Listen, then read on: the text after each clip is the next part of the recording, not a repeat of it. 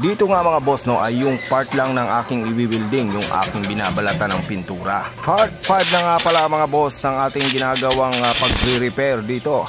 Sana nakapalo na kayo mga boss. At paminsan-minsan ay maisipan ding i-share ang video na to. At dito nga sa parting to ay maglalagay na tayo ng frame ng flooring ng ating multicam. Pero bago nga yun ay nilinisan muna natin itong rust converter tsaka thinner. Ang ating bagong biniling bakal na pampalit. At syempre pininturahan na rin natin mga boss. Mas mapapabilis kasi yung trabaho natin kung nakapintura na bago ikabit.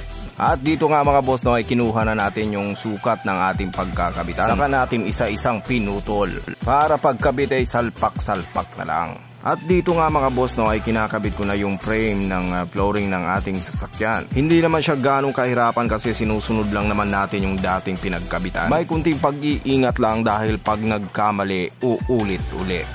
Ayos. Pwede nang maging bahay eh. At ang susunod dito mga boss ay ang upuan naman ang ilalagay natin. At sana'y sa panahon na yon ay naka-follow ka na.